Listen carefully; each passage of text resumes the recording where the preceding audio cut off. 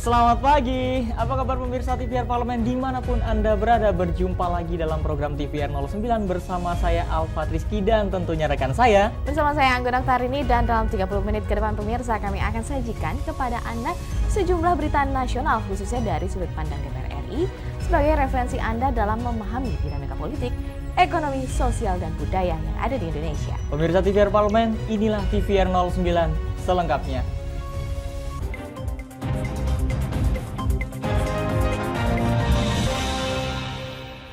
Pemirsa, berita pertama pada pagi hari ini kita awali dari Komisi 11 DPR RI yang menyoroti perekonomian Bali yang kini merambah ke sektor baru, yakni pertanian.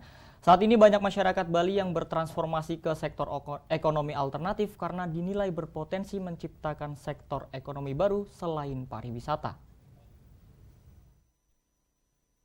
Setelah melewati masa sulit akibat pandemi COVID-19 saat ini, banyak masyarakat Bali yang bertransformasi ke sektor ekonomi alternatif, salah satunya pertanian, karena dinilai berpotensi menciptakan sektor ekonomi baru selain pariwisata.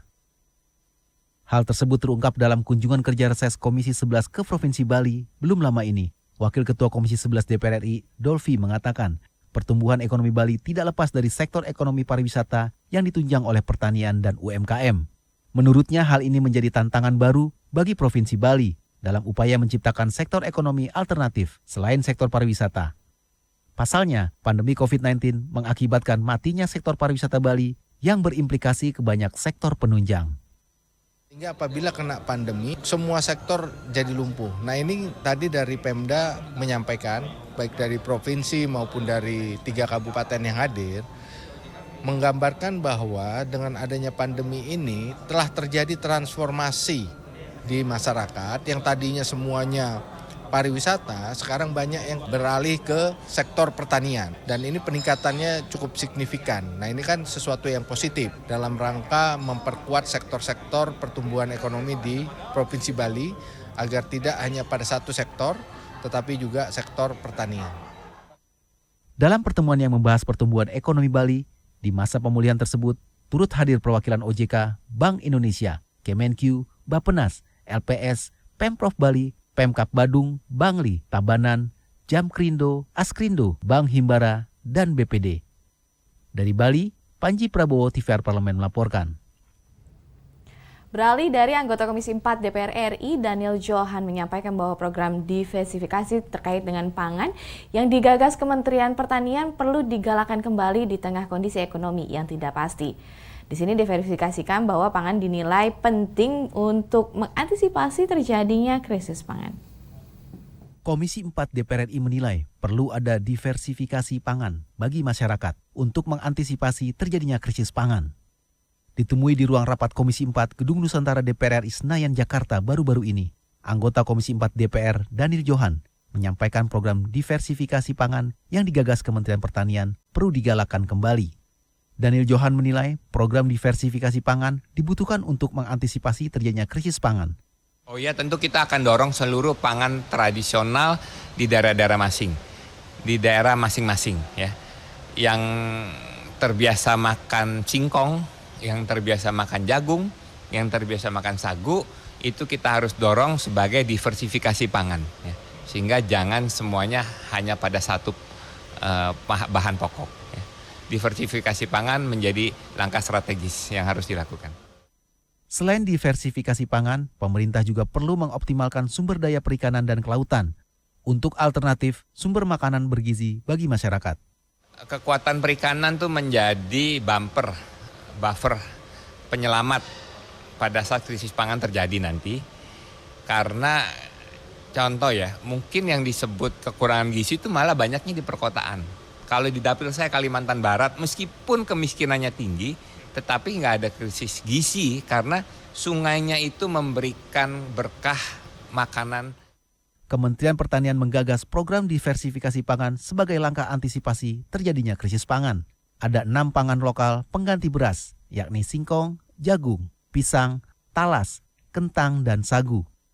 Oki Zulendra, TVR Parlemen melaporkan. Pemirsa, masih soal diversifikasi pangan, DPR RI mendukung pengembangan inovasi mie berbahan baku singkong. Informasi selengkapnya sesaat lagi dan tetaplah bersama kami pemirsa di TVR 09.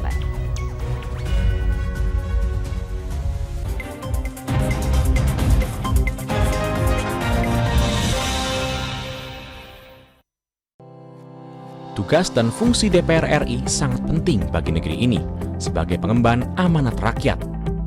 Namun tidak banyak yang tahu apa saja fungsi dan tugas dari DPR. DPR mempunyai 3 fungsi pokok, yaitu legislasi, anggaran, dan pengawasan. Ketiga fungsi tersebut harus dilaksanakan dalam kerangka fungsi representasi yang mengedepankan kepentingan rakyat berdasarkan aspirasi masyarakat dan untuk kesejahteraan rakyat. Dari fungsi legislasi, DPR RI mempunyai tugas dan wewenang untuk menyusun dan menetapkan program legislasi nasional bersama dengan pemerintah, menyusun dan membahas rancangan undang-undang, menerima rancangan undang-undang dari DPD, membahas rancangan undang-undang yang diusulkan oleh Presiden ataupun DPD, menetapkan undang-undang bersama dengan Presiden, menyetujui atau tidak menyetujui peraturan pemerintah pengganti undang-undang yang diajukan Presiden untuk ditetapkan menjadi undang-undang. Sementara, fungsi anggaran membahas dan memberikan persetujuan atau tidak memberikan persetujuan terhadap rancangan undang-undang tentang APBN yang diajukan Presiden, memperhatikan pertimbangan DPD atas rancangan undang-undang tentang APBN dan rancangan undang-undang terkait pajak, pendidikan, dan agama, menindaklanjuti hasil pemeriksaan atas pengelolaan dan tanggung jawab keuangan negara yang disampaikan oleh BPK, memberikan persetujuan terhadap pemindahtanganan aset negara maupun terhadap perjanjian yang berdampak luas bagi kehidupan rakyat yang terkait dengan beban keuangan negara. Dan fungsi pengawasan, melakukan pengawasan terhadap pelaksanaan undang-undang, APBN, dan kebijakan pemerintah, membahas dan menindaklanjuti hasil pengawasan yang disampaikan oleh DPD terkait pelaksanaan undang-undang mengenai otonomi daerah, pembentukan, pemekaran, dan penggabungan daerah, pengelolaan sumber daya alam dan sumber daya ekonomi lainnya, pelaksanaan APBN, pajak, pendidikan, dan agama. Terima kasih. Video ini dipersembahkan oleh TV dan Radio Parlemen, Biro Pemerintahan Parlemen, Sekretariat Jenderal, dan Badan Keahlian DPR RI.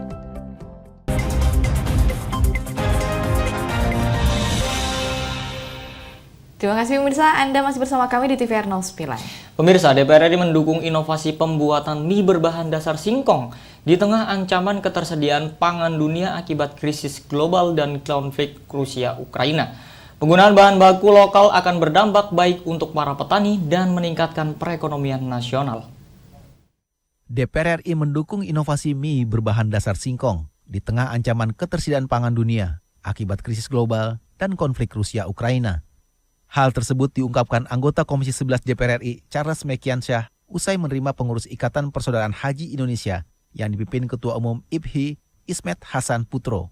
Ia mengapresiasi keberhasilan IPHI memproduksi mie berbahan baku singkong yang diberi merek Mie Haji.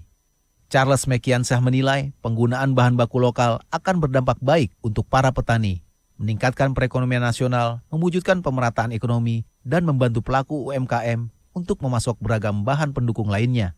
Untuk itu, Charles Mekiansyah mendorong upaya pemerintah dalam memaksimalkan ketersediaan lahan pertanian yang ada saat ini, serta edukasi penggunaan teknologi yang dapat memberikan keuntungan dan nilai tambah kepada para petani. Menurut saya kita harus dukung dan dorong. Banyak lahan-lahan pertanian, baik yang dilakukan dengan food estate satu. Yang kedua juga dilakukan dengan cara-cara apa yang disebut dengan menggunakan lahan-lahan secara lebih efektif lagi. Apa yang kita harus lakukan? Maksimalkan lahan-lahan tersebut. Kemudian gunakan teknologi yang baik. Kemudian juga soal pupuk, dan yang terakhir adalah harga yang kemudian menguntungkan petani itu sendiri. Dan itu merupakan kehadiran negara terhadap sektor-sektor yang berpotensi meningkatkan pertumbuhan dan tentunya juga menciptakan lapangan pekerjaan yang jauh lebih banyak. Charles menambahkan, sektor pangan akan menghadapi masalah akibat perubahan iklim dan konflik global. Untuk itu, kemandirian penyediaan bahan pangan merupakan suatu keharusan. Andri, TVR Parlemen melaporkan. Komisi 5 DPR RI berharap pemerintah bisa meningkatkan alokasi anggaran tahun 2023 untuk kegiatan yang berbasis kerakyatan, terutama program padat karya untuk mendorong pemberdayaan masyarakat di desa seluruh Indonesia. Komisi 5 DPR RI berharap pemerintah bisa meningkatkan alokasi anggaran tahun 2023 untuk kegiatan yang berbasis kerakyatan, terutama program padat karya untuk mendorong pemberdayaan masyarakat desa di seluruh Indonesia. Anggota Komisi 5 DPR RI Sudewo berharap pemerintah dapat meningkatkan alokasi anggaran untuk program padat karya tunai. Menurut Sudewo, penambahan alokasi anggaran akan difokuskan untuk 3 program utama padat karya, yakni Bantuan Stimulan Perumahan Swadaya atau BSPS, Program Pengembangan Infrastruktur Sosial dan Ekonomi Wilayah, serta Program Percepatan Peningkatan Tata Guna Air Irigasi. Jadi kami mohon ada satu koreksi dari Menteri PUPR terhadap program-program yang berbasis kerakyatan, yaitu utamanya adalah program padat karya, merupakan wujud konkret dari Kementerian PUPR akan meringankan beban kita pada tahun yang akan datang. Program-program yang tertera di sini misalnya P3I hanya 10.000 bisa ditambah jumlahnya, BSPS yang hanya 103.000 bisa ditambah jumlahnya, kemudian PSU yang hanya 450 kecamatan juga bisa ditambah jumlahnya. Komisi 5 DPR RI berharap anggaran Kementerian PUPR dapat dialokasikan untuk mencapai target prioritas nasional bidang infrastruktur. Antara lain melalui program pembangunan bendungan dan irigasi, infrastruktur jalan dan jembatan, pembangunan dan peningkatan sistem penyediaan air minum, pembangunan rumah susun, dan pelaksanaan program padat karya tunai. Dari Senayan, Vinita TVR Parlemen melaporkan. Beralih ke informasi selanjutnya pemirsa, Komisi 6 DPR RI meminta investasi smelter nikel di Indonesia tidak hanya sampai pada produksi ferronikel, tapi bisa ditingkatkan hingga produksi billet stainless steel untuk mendongkrak nilai tambah nikel. Komisi 6 DPR RI meminta investasi smelter nikel di Indonesia tidak hanya sampai pada produksi ferronikel, tapi bisa ditingkatkan hingga produksi billet stainless steel.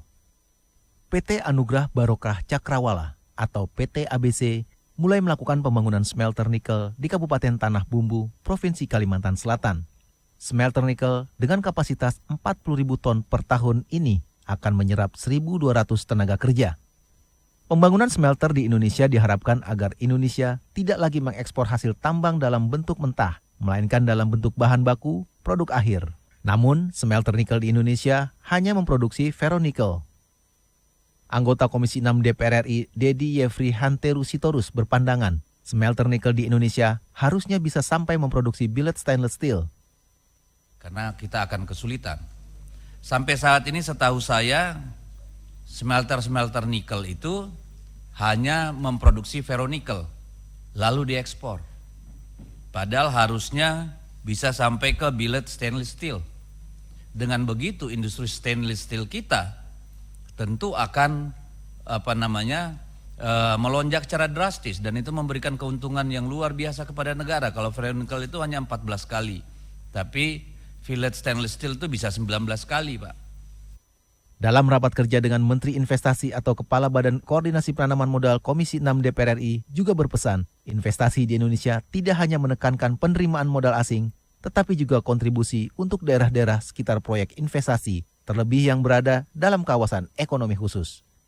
Ken Suari, TVR Parlemen melaporkan. Di tengah kondisi dunia yang sedang menghadapi ancaman krisis pangan dan energi, DPR RI mengingatkan pemerintah untuk lebih hati-hati dalam melaksanakan dan menentukan berbagai kebijakan baik fiskal maupun moneter. Informasi selengkapnya sesaat lagi pemirsa, untuk itu tetaplah bersama kami di TVR 09.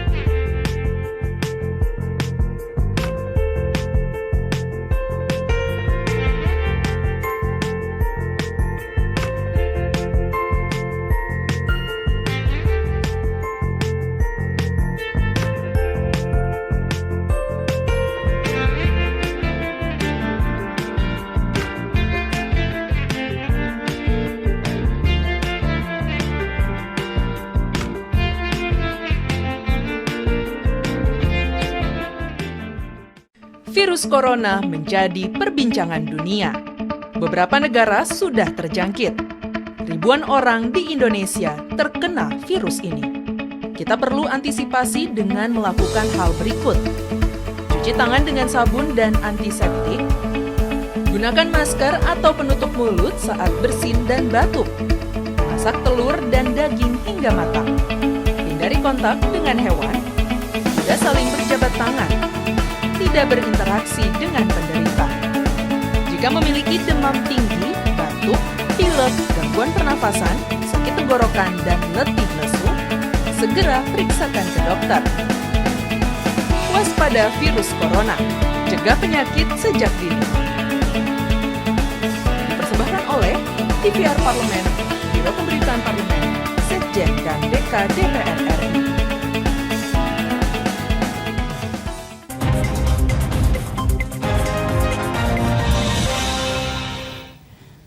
Pemirsa, kembali di TVN 09. Beberapa waktu lalu Presiden Joko Widodo menyebut ekonomi 60 negara di dunia diperkirakan bakal ambruk.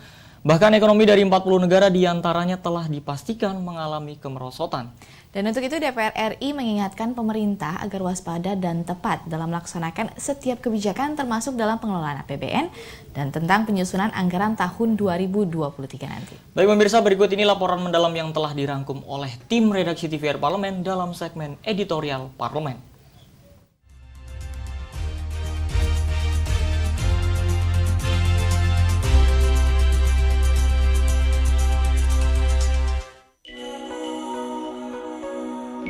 Dalam rapat paripurna DPR RI 30 Juni 2022, Wakil Ketua Banggar DPR RI Muhyiddin Said menyampaikan indikator ekonomi makro RAPBN 2023, kerangka ekonomi makro dan pokok-pokok kebijakan fiskal atau KEM PPKF RAPBN tahun 2023 disusun di tengah pemulihan ekonomi yang menguat.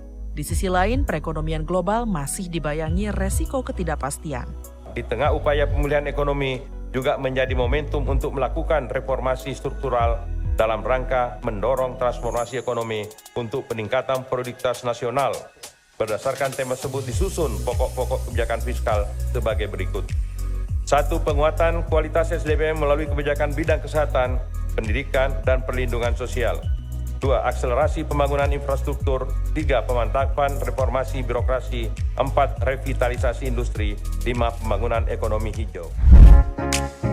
Sebelumnya, dalam konferensi pers di Gedung Nusantara II DPR RI, Menteri Keuangan Sri Mulyani menjelaskan, penyusunan KEM PPKF RAPBN tahun 2023 berbeda dengan tahun sebelumnya karena disusun pada saat pandemi COVID-19 yang memasuki tahun ketiga dan akan memasuki tahap transisi ke periode endemik dan normal baru. Selain itu, adanya gejolak kondisi global dengan ketidakpastian yang tinggi dan menimbulkan tantangan besar bagi Indonesia. KEM PPKF 2023 disusun dan disiapkan sebagai baseline baru kebijakan makroekonomi fiskal pasca implementasi Undang-Undang Nomor 2 Tahun 2020 yang merupakan undang-undang dalam menangani kondisi pandemik yang sangat luar biasa. Undang-Undang Nomor 2 Tahun 2020 mengamanatkan defisit APBN harus kembali di bawah 3% dari PDB. Anggota Komisi 11 DPR RI Kamru Samad mengakui resesi ekonomi terjadi secara global di beberapa negara, termasuk negara maju. Konflik Rusia-Ukraina yang belum berakhir menjadi salah satu penyebab resesi global. Untuk itu, ia mengingatkan pemerintah jangan salah membidik arah kebijakan RAPBN tahun 2023 agar Indonesia selamat dari ancaman resesi global di tahun 2023. Selain itu, Kamru Samad meminta sektor UMKM perlu mendapatkan perhatian khusus sebagai upaya meningkatkan produktivitas dalam upaya mengantisipasi dampak resesi global. Arah APBN kita 2023 betul-betul harus menjadi satu kekuatan utama. Otoritas fiskal kita menjadikan APBN kita sebagai penyangga utama dalam ancaman resesi ekonomi. Perlu ada penguatan bantalan sosial, bansos, alokasi fiskalnya. Kemudian bagaimana mendorong produktivitas naik khususnya di sektor ultramikro, mikro, UMKM supaya bisa bergerak kembali. Anggota Komisi 11 DPR RI Charles Meikiansyah menilai, inflasi di dalam negeri yang cukup tinggi perlu diwaspadai akibat sejumlah faktor, di antaranya kenaikan harga komoditas. Menurut Charles, sektor UMKM dan bantuan-bantuan sosial menjadi bagian dari menjaga terus berjalannya kegiatan perekonomian masyarakat untuk menopang perekonomian nasional. Perlu kehati-hatian bagaimana pengembangan UMKM ini sebagai sokoguru perekonomian di Indonesia saat ini harus benar-benar terjadi gitu loh. Jangan sampai sektor keuangannya bagus, sektor realnya ternyata di bawah pingsan atau meninggal gitu kan. Nah untuk itu faktor seperti KUR, kemudian juga kebijakan terhadap produk-produk dalam negeri perlu dilakukan secara intensif, kemudian secara konsisten.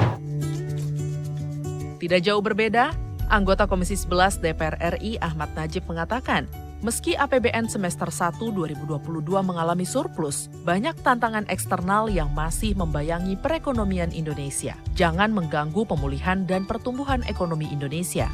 Pemerintah harus mampu menjaga harga-harga terutama barang-barang pokok, kebutuhan barang pokok, agar bisa tetap terjangkau oleh masyarakat secara waspada dan menyiapkan rencana-rencana mitigasi bila mana kemudian perekonomian secara global ini terus memburuk. DPR RI dan pemerintah sepakat arsitektur RAPBN tahun 2023 didesain untuk konsolidasi fiskal dengan tetap mendukung penguatan recovery dan reformasi struktural dalam rangka mendukung transformasi ekonomi. DPR RI meminta pemerintah melakukan berbagai upaya terbaik untuk menjaga perekonomian Indonesia selamat dari ancaman resesi di tengah gejolak ekonomi global yang belum bisa diprediksi kembali membaik atau stabil. Tim Liputan TVR Parlemen melaporkan.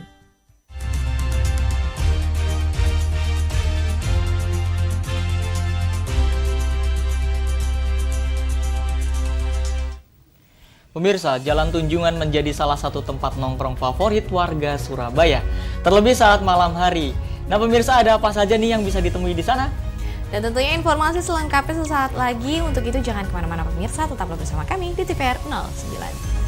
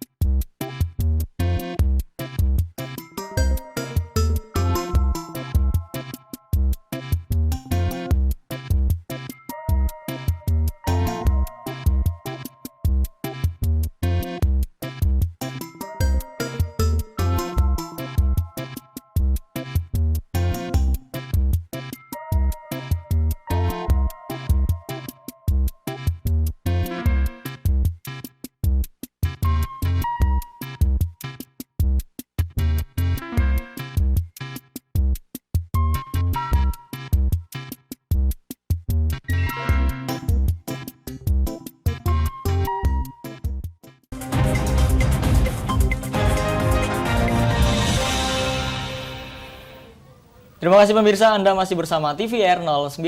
Setiap kota selalu memiliki keunikan dan keunggulan di setiap sudutnya. Tak terkecuali di sini terkait dengan bagaimana kota yang berjuluk Kota Pahlawan ini, Surabaya memiliki daya tarik tersendiri pemirsa dengan wisata malamnya.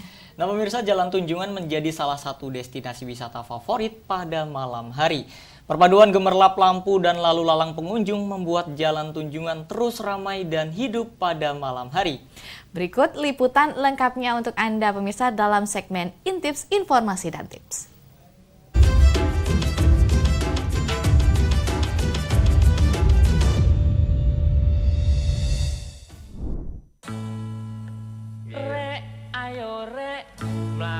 Mlaku nyang Tunjungan, ayo rek, rame. Sebagai kota metropolitan, tentunya Surabaya memiliki pesona yang menarik wisatawan domestik maupun mancanegara untuk datang berbondong-bondong ke kota ini. Apalagi Surabaya merupakan kota terbesar kedua di Indonesia setelah Jakarta. Wisata yang bisa diekspos juga sedemikian rupa. Selain tempat-tempat bersejarah, gedung tua atau museum, beberapa jalanan di kota ini juga menyimpan ceritanya sendiri. Salah satunya adalah Jalan Tunjungan yang terletak di pusat kota. Selain jalan bersejarah, Jalan Tunjungan juga merupakan kawasan komersial. Di sepanjang Jalan Tunjungan berdiri tempat-tempat untuk berbisnis seperti kafe, restoran, hotel, pusat perbelanjaan, dan masih banyak lagi. Status Jalan Tunjungan sebagai kawasan komersial sudah ada sejak abad ke-20. Seiring berkembangnya zaman, Jalan Tunjungan pun disulap menjadi semakin modern untuk menambah daya tarik bagi wisatawan. Di sepanjang Jalan Tunjungan juga dihiasi ornamen lampu. Selain itu, ada juga kursi-kursi di trotoar sehingga masyarakat bisa duduk santai sambil menikmati keindahan malam di sekitar Jalan Tunjungan. Pada malam hari, sepanjang Jalan Tunjungan tidak pernah sepi. Selain kendaraan yang melintas, jalan ini juga dipenuhi orang-orang yang datang ke sana, mulai dari muda-mudi hingga orang tua. Entah untuk nongkrong di restoran, berselfie ria, ataupun sekedar jalan-jalan biasa. Oleh karena itu, waktu paling tepat untuk berkunjung ke Jalan Tunjungan yaitu pada malam hari. Saking ikoniknya Jalan Tunjungan, sampai-sampai ada lagu berjudul Re Ayo Re, ciptaan Is Haryanto yang sempat dipopulerkan oleh penyanyi Mus Mulyadi. Lagu tersebut bercerita tentang pengalaman seseorang menikmati keindahan Jalan Tunjungan. Di belakang saya ini backgroundnya ada tulisan Tunjungan. Nah, ini posisinya kita di Jalan Tunjungan Surabaya ya. Nah, kesan saya udah sering ke Surabaya, baru kali ini juga saya keluar malam, ada waktu, cuacanya bagus, kita makan ya, tempat kuliner. Ini ada pedestrian nih, tempatnya bagus, bisa buat santai, anak-anak muda bisa nongki-nongki di sini, dan ini lebih bersih, lebih tertib. Suasana memang agak macet tapi normal lah, lancar gitu. Tapi berarti bagus Pak ya tempatnya? Bagus, ini kalau yang ke Surabaya mungkin tahunya kan Jogja ya, kawasan Mariboro, ini mirip-mirip. Ini sepeninggalnya Ibu Risma dulu udah lebih tertata, jauh lebih bagus. Salam buat kawan-kawan yang dari Jakarta, dari kota-kota lain untuk kalau ke Surabaya mampir, jalan, luangkan waktu, kuliner di jalan-jalan sekitar Jalan Tunjungan ini. Tulisan Tunjungan itu, Jalan Tunjungan. Oke. Tak hanya sekedar suguhan kuliner UMKM dan pertunjukan seni budaya yang disajikan di Jalan Tunjungan, namun jalan yang memiliki panjang 863 meter ini juga dikoneksikan dengan 12 objek destinasi wisata heritage di kota Surabaya. Jadi makin lengkap kan kolaborasinya? Kedepannya semoga semakin banyak wisatawan lokal maupun mancanegara yang berkunjung ke Surabaya, khususnya Jalan Tunjungan. Upaya ini diharapkan dapat membawa dampak positif terhadap peningkatan ekonomi masyarakat. Jadi jangan lupa mampir ke Jalan Tunjungan ya kalau pemirsa ke Surabaya.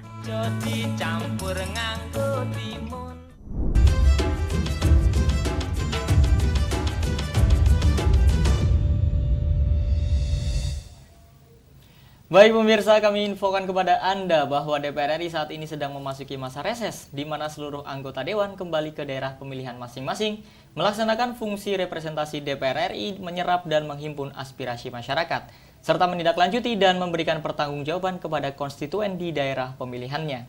Sejumlah agenda dan program DPR RI dapat Anda saksikan secara langsung di TVR Parlemen melalui kanal utama, kanal komisi, dan kanal alat kelengkapan Dewan lainnya yang dapat Anda akses tentunya di tvr.dpr.go.id. Dan pemirsa TVR Parlemen, demikian TVR 09 edisi pagi ini. Kami ingatkan untuk tetap waspada pada persebaran virus COVID-19 dan tetap patuhi protokol kesehatan. Segenap kru TVR Parlemen yang bertugas mengucapkan terima kasih telah menyaksikan TVR 09 pagi ini, dan saya Amanat Tarini serta rekan saya Syalfat Rizky. Sampai bertemu kembali di TVR 09 besok pagi. TVR Parlemen, referensi Indonesia.